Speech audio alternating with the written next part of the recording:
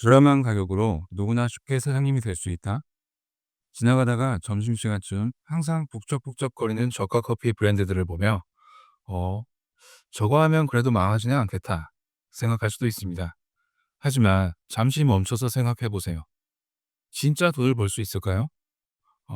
박리담회니까 벌 수 있을 것 같은데 라고 생각하셨다면 결론은 아닙니다. 북적거리는 뒤에 있는 저가 커피 브랜드의 현실을 말씀드리겠습니다. 그리고 그 인사이트를 통해서 내가 카페 창업을 하려면 어떻게 해야 하는지도 같이 이야기해 보겠습니다. 최근 몇 년간 국내 커피 시장은 저가 커피 브랜드들의 폭발적인 성장이 두드러졌습니다. 마치 동네마다 약속이라도 한 듯 수많은 저가 커피 매장들이 생겨나 예비 창업자들의 뜨거운 관심을 받았죠. 하지만 2025년, 과연 저가 커피 시장은 여전히 매력적인 선택일까요? 작년부터 이미 심상치 않은 신호들이 감지되고 있습니다. 전국 커피 전문점 수는 2022년 말 10만 개를 넘어섰고, 정보공개사에 등록된 커피 프랜차이즈 수만 해도 2023년 기준 무려 886개에 달합니다. 이는 국내 대표 창업 업종인 치킨 브랜드 수보다 훨씬 많은 숫자입니다. 특히 메가커피, 컴포즈커피, 백다방 등 상위 저가 커피 브랜드들의 매장 수를 합치면 2023년 기준 8,300개를 돌파하며 이제 포화 상태라는 단어조차 무색할 지경입니다. 우리 동네가 정말 촌동네인데 세탁소가 2개, 부동산 3개인데 카페가 12개임. 이런 이야기가 나올 정도로 이미 전국 모든 상권이 저가 커피 매장들로 도배가 된 상황입니다. 그러면 이렇게 생각할 수도 있을 것 같아요. 나는 좋은 상권을 잘 찾고 알바 조금 덜 쓰고 내가 하면 그래도 못해도 600에서 1000원 가져갈 수 있지 않을까? 하지만 저가 커피 시장에서는 그마저도 쉽지 않습니다. 매장 수가 늘어난 만큼 저가 커피 상위 5개사의 결제 금액은 커지고 있지만 성장률은 갈수록 둔화되고 있습니다. 2022년에는 전년 동월 대비 44% 성장했지만 2024년 9월에는 고작 11% 성장하는 데 그쳤습니다. 특히 매장당 월 평균 매출을 살펴보면 약 2,450만 원, 일평균 매출은 78만 원 수준입니다. 이는 하루에 1,500원짜리 커피를 500잔 이상 팔아야 겨우 달성 가능한 금액입니다. 저가 커피 매장에 가보면 카페 사장도 직원도 웃지 않는구나 라는 말을 어쩌면 당연합니다. 사인적인 노동 강도에도 불구하고 박리담의 구조로는 높은 수익을 기대하기 어렵습니다. 게다가 대부분 목 좋은 1층 상가에 위치하여 높은 임대료를 감당해야 하고 인건비 부담 또한 만만치 않습니다. 소비자들은 가격에 민감하여 섣불리 가격을 올릴 수도 없는 딜레마에 빠져 있죠. 카페다 진짜 박리담의 끝판왕이라서 어줍지 않은 매출로는 주머니에 돈 못 넣겠다는 현실적인 조언처럼 저가 커피 창업은 생각보다 훨씬 고된 길입니다. 본사의 수익 구조를 봐도 저가 커피로 수익을 내기는 당연히 어렵습니다. 이렇게 가맹점들의 치열한 경쟁을 벌이는 동안 업계 선두주자였던 메가커피와 컴포즈커피 본사는 이미 거액에 매각되어 엑시트를 완료했습니다. 메가커피는 2021년 1,400억, 컴포즈커피는 2024년 무려 4,700억, 필리핀 기업에 인수되었죠. 본사는 막대한 이익을 실현했지만 이러한 매각은 남겨진 가맹점주들에게 불안감을 안겨줄 수 있습니다.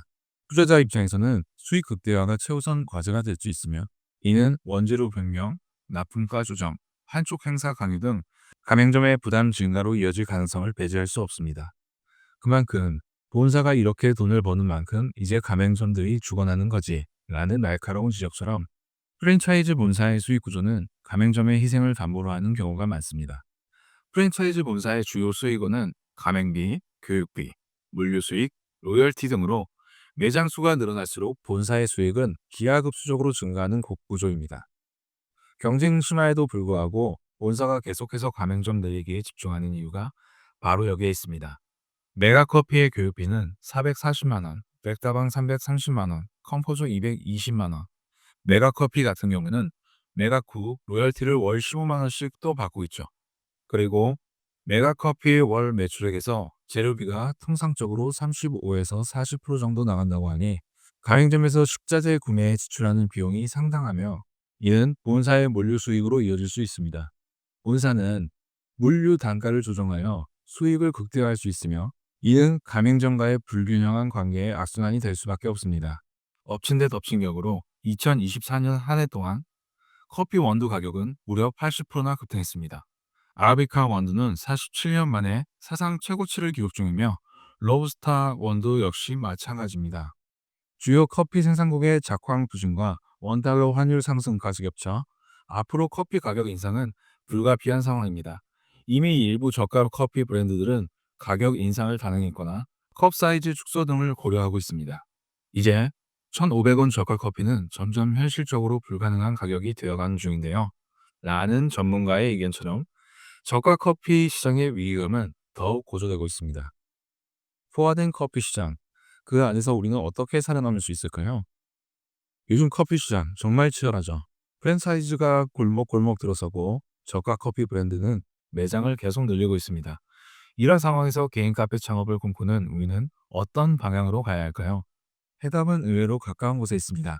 바로 B급 상권에서 살아남을 수 있는 색깔 있는 카페를 만드는 것입니다. 생각해 보세요. 우리가 카페를 찾을 때 단순히 싼 커피만 찾는 건 아니잖아요. 어떤 사람은 맛있는 커피를, 또 어떤 사람은 분위기 좋은 공간을 찾습니다. 그리고 많은 사람들은 가격도 부담되지 않으면서 편하게 들릴 수 있는 나만의 동네 카페를 원합니다. 하지만 컨셉 없는 저가 커피 창업은 오히려 실패를 보릅니다. 이제는 블렌딩을 통해 고객에게 선택받는 카페를 만들어야 합니다. 블렌딩. 예쁜 로고와 인테리어만으로는 부족합니다. 잘 되는 카페는 단순히 인스타 감성의 인테리어와 예쁜 로고로 성공하지 않습니다. 진짜 중요한 건 나만의 고유한 가치와 정체성, 즉 블렌딩입니다. 나 다음이 무엇인지 모르면 하지 마세요. 라는 말처럼 자신만의 색깔 없이 창업에 뛰어드는 것은 너무나 위험합니다. 브랜딩이란 나의 철학과 감성을 고객에게 진정성 있게 전달하는 모든 과정입니다. 너무 어렵나요? 사실 너무 간단해. 누구를 위한 카페인지 명확히 설정하는 것에서 시작합니다. 사람들이 좋아하는, 그리고 그게 나도 좋아하는 그런 진정성을 바탕으로 카페를 블렌딩하면 된다는 거예요. 고객과 마음을 통하게 하고 일관된 목소리를 꾸준히 전달하여 신뢰를 구축해야 합니다.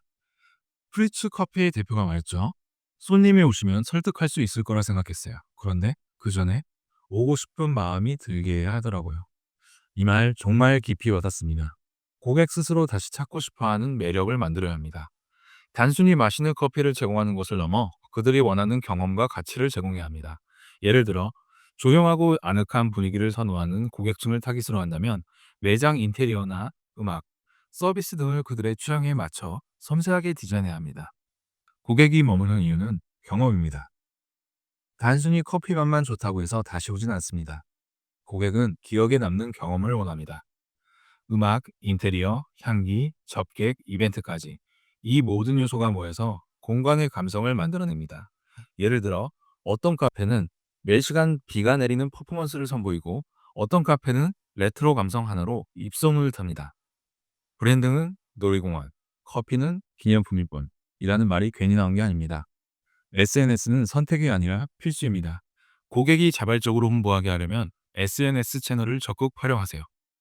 인스타그램, 블로그, 유튜브, 틱톡. 카페 브랜딩의 연장선입니다. 그리고 영수증 리뷰 관리나 온라인 평판 관리도 놓치지 마세요. 소통의 시작은 디테일. 외부 브랜딩보다 중요한 건 내부 브랜딩. 좋은 서비스는 좋은 내부 문화에서 나옵니다. 직원 교육, 공유된 가치, 긍정적인 근무 환경이 브랜드 이미지를 결정짓습니다. 프리츠 커피 대표의 말처럼 내부가 건강해야 외부도 단단해집니다.